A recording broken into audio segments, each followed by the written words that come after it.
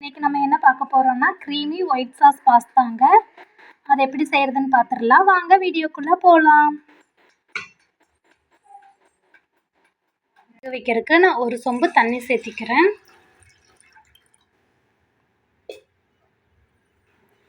கொஞ்சமாக கல்லுப்பு, ஆயில் கொஞ்சம், தண்ணி நல்லா கொதி வரட்டுங்க. அதுக்கப்புறம் நம்ம பாஸ்தாவை சேர்த்திக்கலாம். இங்கே பாருங்கள், தண்ணி நல்லா கொதி வந்துருச்சு. இப்போ நம்ம பாஸ்தாவை சேர்த்திக்கலாம்.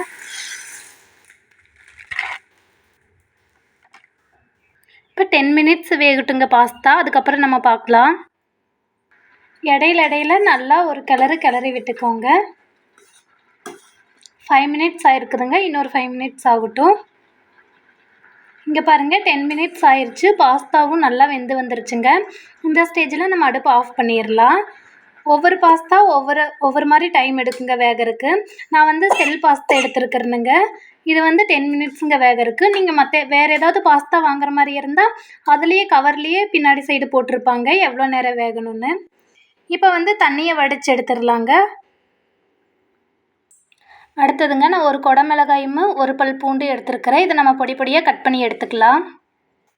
அவ்வளோதாங்க, எல்லாத்தையும் கட் பண்ணியாச்சு. பூண்டு இந்த மாதிரி குட்டி குட்டியாக கட் பண்ணிக்கோங்க. இப்போ ஒரு பேன் வச்சுக்கலாங்க. இது கூட நம்ம கொஞ்சமாக பட்டர் சேர்த்திக்கலாம். பட்டர் நல்லா உருகட்டும்.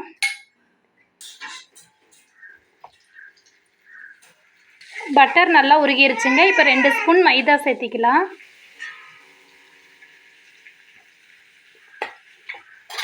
இது கூடயே நல்லா மிக்ஸ் பண்ணிக்கலாம். பட்டர்லேயே மைதா நல்லா வெந்து வரணும். கட்டி இல்லாமல் மிக்ஸ் பண்ணிக்கோங்க. இங்கே பாருங்கள், இந்த மாதிரி க்ரீமியாக வரணும் மைதா. இங்கே பாருங்கள், நம்ம போட்டிருக்கிற மைதா இந்த அளவுக்கு திக்காய் வரணும் பட்டர்லேயே. இப்போ நம்ம கொஞ்சமாக பால் சேர்த்திக்கலாம். 1 டம்ளர் பால் நம்ம கொஞ்சம் கொஞ்சமாக சேர்த்திக்கலாங்க.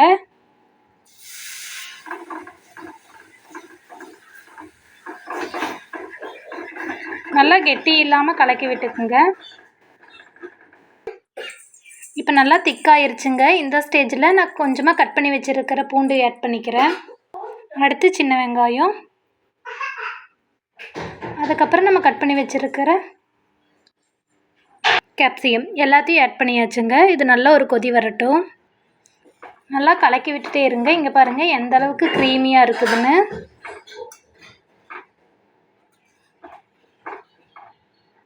கொஞ்சமாக சால்ட்டு சேர்த்திக்கலாங்க. நம்ம பாஸ்தாலேயே சால்ட்டு சேர்த்திருக்கிறோம். அதனால் இதில் நம்ம கம்மியாக சேர்த்துனா போதும். கேப்சிகம் ஆனியன் நல்லா ஆட் பண்ணி 5 மினிட்ஸ் ஆயிடுச்சுங்க. இப்போ கொஞ்சமாக சில்லி ஃப்ளேக்ஸ் ஆட் பண்ணிக்குவேன். கொஞ்சமாக பெப்பர் நல்லா மிக்ஸ் பண்ணி விட்டுக்கலாம். இந்த ஸ்டேஜில் நம்ம வேக வச்ச பாஸ்தாவை ஆட் பண்ணிக்கலாங்க. நான் தண்ணியெல்லாம் வடித்து நல்லா ட்ரை பண்ணி வச்சுருக்கிறேன். இதை ஆட் பண்ணிக்கலாம். கொஞ்சம் கொஞ்சமாக நல்லா மிக்ஸ் பண்ணி விட்டுக்கலாங்க. இங்கே பாருங்கள் எந்த அளவுக்கு க்ரீமியாக வந்திருக்குதுன்னு. இப்போ நம்ம மேலே சீஸ் ஆட் பண்ணிக்கலாம். இப்போ சீஸ் ஆட் பண்ணிக்கிறேனுங்க.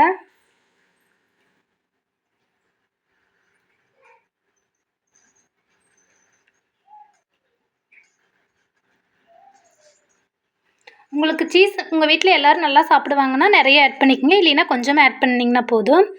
அவ்வளோதாங்க, பாஸ்தா ரெடி. இந்த மாதிரி வீடியோஸ் ரெகுலராக பார்க்கணுன்னா நம்ம சேனலை சப்ஸ்கிரைப் பண்ணிக்கோங்க. டாட்டா, பாய் பாய்.